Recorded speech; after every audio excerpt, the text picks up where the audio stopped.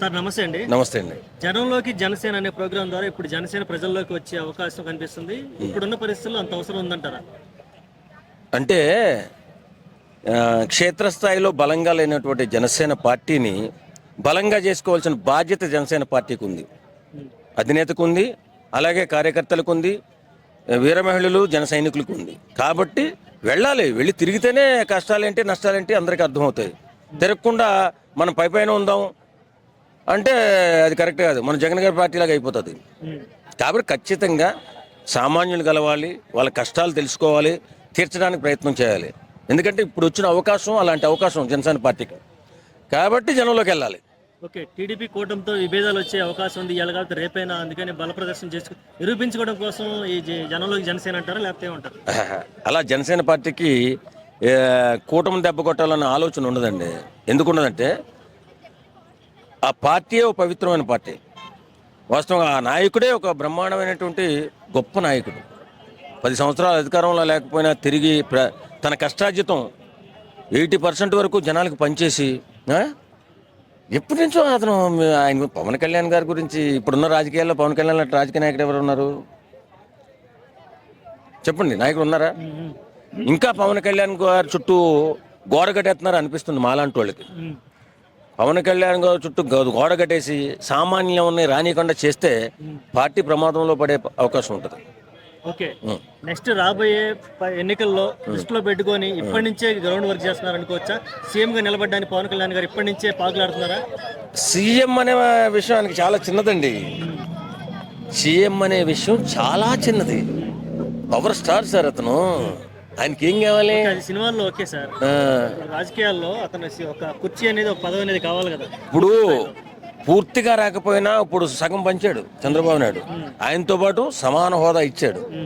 అలాంటప్పుడు ఇప్పుడు ఏంటంటే రాష్ట్ర అభివృద్ధిని బలంగా పట్టుకోవాలి తప్ప ఇప్పుడు పదవుల కోసం ఆరాటం పడి ఇగోల కోసం పోయి నాకు తక్కువ ఉంది నీకు ఎక్కువ ఉందని ఆలోచన చేస్తే కూటమి ప్రభుత్వం ప్రమాదంలో పడిపోతుంది.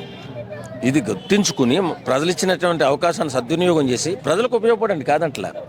కానీ ఏ పార్టీ అయినా బలపడాలని చూస్తుంది కదా, బలపడకూడదని ఎవడని అనుకుంటాడా? కాబట్టి సంస్థాగతంగా వీళ్ళు బలంగా లేరు, అందరికీ తెలిసిన వాస్తవమే.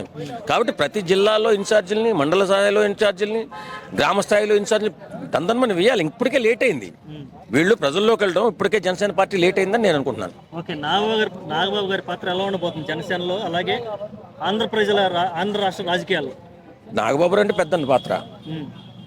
ఆయనకి ఎలాంటి పదవి లేకపోయినా పదవి గురించి ఆలోచించడు. ఆయన మనసులో ఎలాంటి కల్మషం ఉండదు. ఏది న్యాయం అనిపిస్తే అది మాట్లాడేస్తాడు. కొన్ని మాటలు కొంచెం హార్ష్గా మాట్లాడిన వాళ్ళు కొంతమంది ఆయన్ని వ్యతిరేకిస్తారు తప్ప ఆయన పెద్దన్న. ఓకే, ఆయనకేం పదవి ఇస్తా అన్నారు, రాజ్యసభ సభ్యుడు ఇస్తా అన్నారు, లేదంటే హోంమంత్రి ఇస్తా అన్నారు, ఇలా రకరకాల మినిస్ట్రీ పదవులు వచ్చాయి, చివరికి ఏమీ లేకుండా పోయింది. ఏమంటారు అసలు? ఏమి లేదు, కొంచెం ఇప్పుడు ప్రభుత్వం ఇప్పుడిప్పుడే ధ్వంసం అయిపోయిన రాష్ట్రాన్ని మెట్లెక్కేస్తుంది. మీరు గమనించారో లేదో, పథకాలను కొద్దిగా సైలెంట్ మూడ్లో పెట్టారు. కారణం ఏంటి? ముందు రోడ్లు ఇలాంటి కార్యక్రమాలన్నీ కూడా పూర్తి చేసుకుని డెవలప్మెంట్కి వెళ్ళిపోవాలి. జగన్ గారు ఏం చేశాడు? వచ్చినటువంటి అమౌంట్ని రెవెన్యూ మొత్తం కూడా పేద ప్రజలకి, మధ్యతరగతి కుటుంబాలకి ఇచ్చాడు. ఆయన మంచి చేశాడు, కాదని మనం అనకూడదు. ఎందుకంటే ఆయన కూడా బాగానే చేశాడండి. ఆయన ఆలోచించింది తాత్కాలికం, జగన్ గారు ఆలోచించింది తాత్కాలికం, పర్మనెంట్ ఆలోచించాల. పర్మనెంట్ అంటే ఏంటంటే రాష్ట్రంలో కంపెనీలు, ఐటీ కంపెనీలు కానీ, ఫ్యాక్టరీలు కానీ ఎక్కువగా నిర్మించుకుంటే మనం మా బిడ్డలకి ఉద్యోగ అవకాశాలు వస్తాయి. అది లాంగ్ సూప్, లాంగ్ చూసినోడు అలా ఆలోచిస్తాడు, డెవలప్మెంట్ ఆలోచిస్తాడు. ఈయనేంటి షార్ట్ అంటే మనం కొనేస్తున్నాం ఓట్లు, మనం ఎప్పటికీ 20 సంవత్సరాల దాకా మనమే గెలుస్తాం. కాబట్టి మనల్ని ఎవడో కదపలేడు అనే ఉద్దేశంతో కింద వాళ్ళందరికీ బాగానే హెల్ప్ చేశాడు. అనవసరం హెల్ప్ కూడా చేశాడు. అవసరం ఉన్న వాళ్ళకి ఇచ్చినా పర్లేదు, అవసరం లేని కూడా ఇచ్చాడు. కాబట్టి ఆ రాష్ట్రం ధ్వంసం అయిపోయింది, ముందు చూపు లేకుండా పోయింది. Okay, thank you very much.